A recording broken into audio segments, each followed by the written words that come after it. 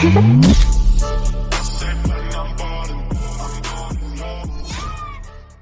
up guys, welcome back to the channel. So today's video is going to be a quick short video on how to prepare for a golf tournament at a golf course you've never played before. So in the perfect world, I would love to get out and have a practice round at a course that I'm going to play an event at, but unfortunately I haven't been able to. Last week I was in Crown, Montana playing the Oliver Barros Memorial. I finished tied 17th. I had rounds of 72, 77, 66. Unfortunately there is only one spot, so the winner gets a start in the Omega Masters on the European Tour. So it's a pretty special prize if you can win up there. So not me this year, maybe next year. But like I said, tomorrow I've got a one-day tournament on the Swiss Pro Series at Heidenthal Golf Course. Never played there before, so I'm about to head home. I've just been on the course, or on the range, hitting a bucket of balls. I'm about to head home and I'm going to do 3 things on the internet that's going to help me prepare for tomorrow, and I'm going to show you those 3 things right now. Let's go.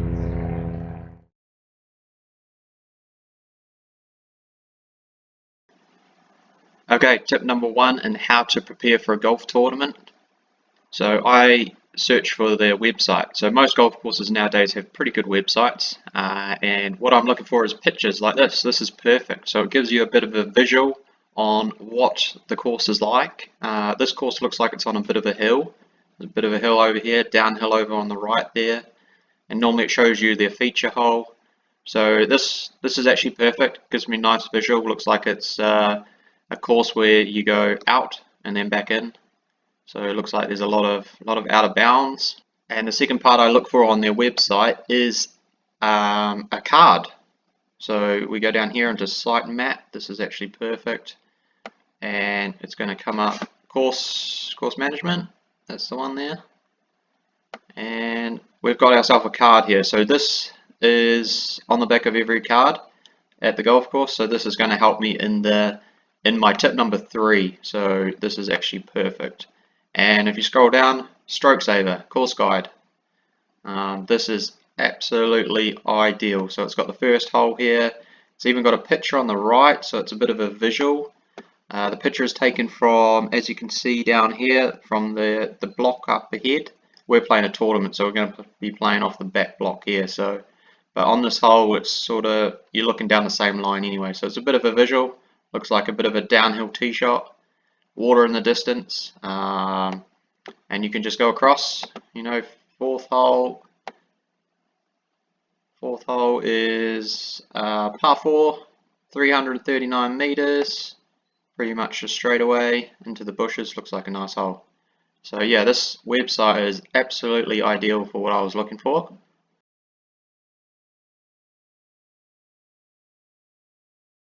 My second tip, very simple, YouTube.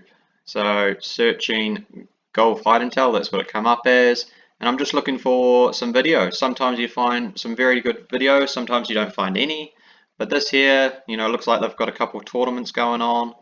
Not really obviously watching their golf swings, but trying to look in the background, see what the course is sort of looking like. I'm just going to mute that. So yeah, it looks like, you know, there's a pretty tight hole there, just nice looking hole there. So it gives you a bit of a visual.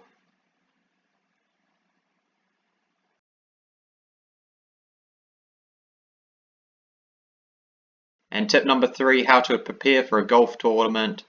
Google Maps. So top left, search for the golf course, and then you click on this little bad boy down on the bottom left, and it changes into this view here. So we can see golf course. So it's a control left click. You can move yourself around. Now I do have the map from the card, so I know that this hole down here is number 1 going this way. There's the water. So you can zoom in, bottom right, zoom in, zoom out. Oh, we don't want to go on the road there. So yeah, this is just control left click. There's the first hole there. There's the back tee on the left there. So what I'm going to do now is this gives you a visual from the sky. So I'm going to go right click down to measure distance. So we've got ourselves a starting point here, and we're going to measure out to the water. So we know the water is 280 meters away. So ideally I'd like to put it just short of the water. So we'll go 260, which is there, and then we'll go across to this side. So 260, and then we go across to, what's that, 310. So I know that there is, and then I go back to the start, make a bit of a triangle, and then I know that there is actually 50 meters wide. So I'll find the center. So that's the center there. So now on my phone, I'm actually going to take a photo of this.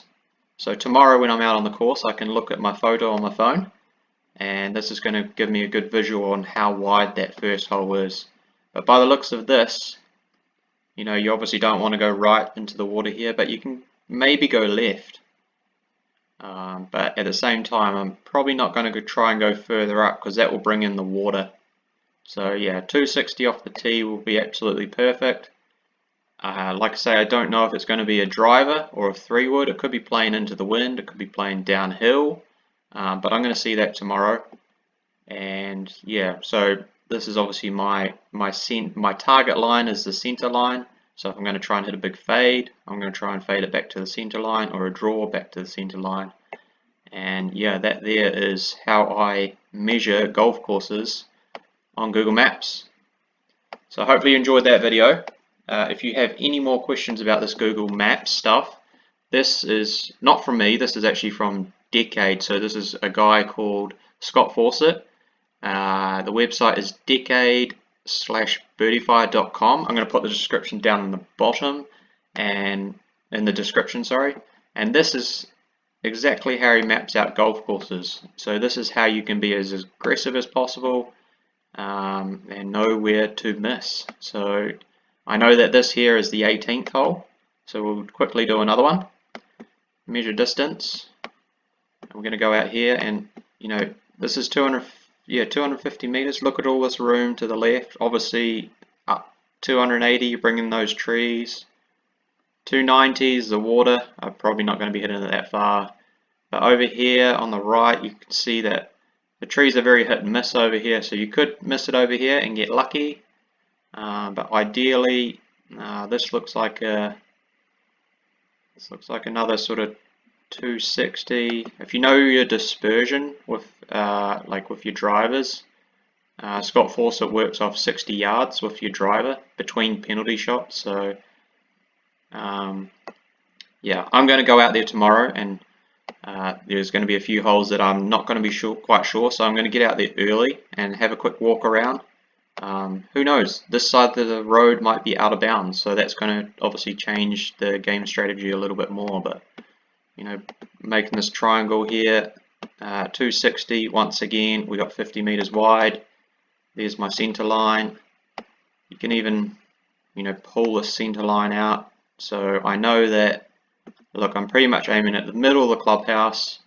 That's the ideal that's the ideal line, or even aiming at the right tree on the right side of the fairway that I can see. Just over that, I know that that's perfect. So yeah, hopefully you guys enjoyed that video. If so, give it a thumbs up, and I will see you on the next one. Enjoy your golf, guys.